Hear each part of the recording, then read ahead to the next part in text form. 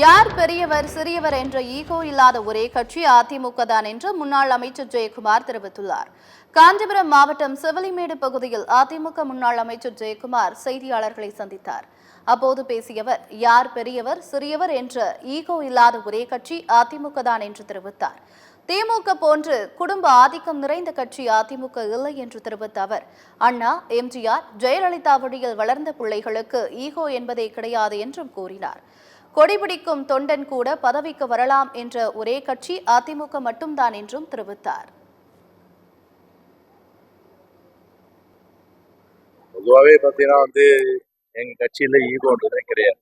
நீங்க பெரியவர், நான் பெரியவர், நீ சிறியவர், நான் பெரியவர், அந்த இதே கிடையாது. எல்லாமே அண்ணா வழி வந்த புரட்சி தலைவரின் தொண்டர்கள், புரட்சி தலைவரின் வழி வந்த புரட்சி தலைவி அம்மாவுடைய பிள்ளைகள். இதுல எங்க ஈகோ இருக்கும்? எங்கேயுமே ஈகோ இல்லை.